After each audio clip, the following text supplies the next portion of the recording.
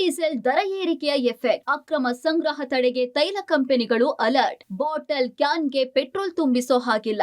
ಮಧ್ಯಪ್ರಾಚ್ಯ ಸಮರದ ಎಫೆಕ್ಟ್. ಭಾರತದಲ್ಲಿ ಪೆಟ್ರೋಲ್ ಡೀಸೆಲ್ ದರ ಏರಿಕೆಯಾಗಿದೆ. ಪ್ರತಿ ಲೀಟರ್ ಮೇಲೆ ₹3 ದರ ಏರಿಕೆಯಾಗಿದ್ದು, ಮುಂದಿನ ದಿನಗಳಲ್ಲಿ ಮತ್ತಷ್ಟು ಏರಿಕೆಯಾಗುವ ಆತಂಕ ಶುರುವಾಗಿದೆ. ಹೀಗಾಗಿ ಪೆಟ್ರೋಲ್ ಡೀಸೆಲ್ ಅಕ್ರಮವಾಗಿ ಬಾಟಲಿ ಕ್ಯಾನ್ಗಳಲ್ಲಿ ಸಂಗ್ರಹ ಮಾಡುವ ಸಾಧ್ಯತೆ ಇರೋದ್ರಿಂದ ತೈಲ ಕಂಪನಿಗಳು ಬಂಕ್ ಮಾಲೀಕರಿಗೆ ಬಾಟಲಿ ಕ್ಯಾನ್ಗಳಿಗೆ ಪೆಟ್ರೋಲ್ ಹಾಕದಂತೆ ಸೂಚನೆ ಕೊಟ್ಟಿದ್ದಾರೆ. ಇದರಂತೆ ಬಂಕ್ ಮಾಲೀಕರು ಬೋರ್ಡ್ ಹಾಕಿದ್ದಾರೆ.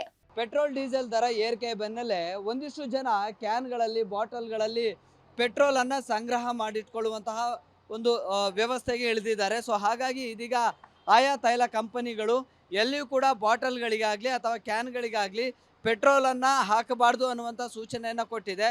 ಸೊ ಆ ಒಂದು ಸೂಚನೆಯ ಆಧಾರದ ಮೇರೆಗೆ ಈಗ ಆಯಾ ಬಂಕ್ಗಳಲ್ಲಿ ಒಂದು ನೋಟಿಸಿನ ಮಾದರಿಯಲ್ಲಿ ಈಗ ಅಂಟಿಸಲಾಗಿದೆ. ಯಾರಿಗೂ ಕೂಡ ಬಂದಂಥ ಗ್ರಾಹಕರಿಗೆ ಕ್ಯಾನ್ಗಳಲ್ಲಾಗಲಿ ಅಥವಾ ಒಂದು ಬಾಟಲ್ಗಳಲ್ಲಾಗಲಿ ಪೆಟ್ರೋಲನ್ನು ಹಾಕುವುದಿಲ್ಲ ಅನ್ನುವಂಥ ಒಂದು ಬೋರ್ಡನ್ನು ಕೂಡ ಹಾಕಿದ್ದಾರೆ.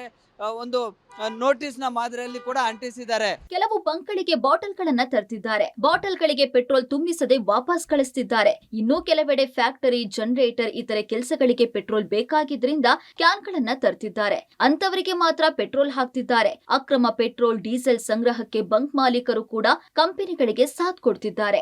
ಈಗ ಕ್ಯಾನ್ಗಳು ಅದು ಇದು ಬಂದರೆ ನಾವು ಹಾಕಲ್ಲ. ಎರಡನೇದು ಬಾಟ್ಲುವರೆಗೂ ಹಾಕಲ್ಲ. ಮೂರನೇದು ಏನಂದರೆ ನಮ್ಮದು ರೆಗ್ಯುಲರ್ ಗಿರಾಕಿ ಇರುತ್ತೆ. ಬೇಕ್ರಿಯವರು, ಈ ನರ್ಸಿಂಗ್ ಹೋಮ್ ಅವರು, ಈ ಹೋಟ್ಲವರು, ಇವರೆಲ್ಲ ಜನರೇಟ್ರ್ ಓಡಿಸೋಕ್ಕೆ ಅಂತ ಬರ್ತಾರೆ. ಅವರು ಮಾತ್ರ 20 ರಿಂದ 25-30 ಲೀಟ್ರ್ ಕ್ಯಾನಲ್ಲಿ ಕೊಟ್ಟು ಕಳಿಸ್ತೀವಿ. ಅವ್ರು ರೆಗ್ಯುಲರ್ ಕಸ್ಟಮರು, ಒಂದು ದಿವಸದಲ್ಲ ರೆಗ್ಯುಲರಾಗಿ ಬರ್ತಾರೆ. ಅವರು ಮಾತ್ರ.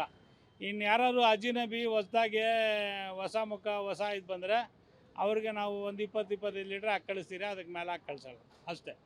ಇನ್ನು ಗಾಡಿ ಯಾವುದೋ ಬಂದರೆ ಗಾಡಿಗೆ ಫುಲ್ ಟ್ಯಾಂಕ್ ಮಾಡ್ತೀವಿ. ಎಷ್ಟು ಹಿಡಿತಿದೆ ಅಷ್ಟು ಹಾಕ್ತೀವಿ. ಅದಕ್ಕೆ ಮೇಲೆ ಕ್ಯಾನ್ಗಳಲ್ಲಿ ಅದಕ್ಕೆ ಇದಕ್ಕೆ ಹಾಕಲ್ಲ. ಪೆಟ್ರೋಲ್ ದರ ವಿವಿಧ ಹಂತಗಳಲ್ಲಿ ಮತ್ತೆ ಏರಿಕೆಯಾಗುವ ಸಾಧ್ಯತೆ ಇದೆ. ಇದರಿಂದ ಮುಂದೆ ತಪ್ಪಿಸಿಕೊಳ್ಳೋದಕ್ಕೆ ಹೆಚ್ಚುವರಿ ಪೆಟ್ರೋಲ್ ಖರೀದಿಗೆ ಜನ ಮುಂದಾಗಿದ್ದಾರೆ. ಅದೇನೇ ಇರಲಿ, ಮತ್ತೆ ದರ ಏರಿಕೆಯಾದ್ರೆ ವಾಹನ ಸವಾರರು ಮತ್ತಷ್ಟು ಸಂಕಷ್ಟಕ್ಕೆ ಒಳಗಾಗೋದಂತೂ ತಪ್ಪಿದ್ದಲ್ಲ. Prakash T. Rampur, public TV, Bengaluru.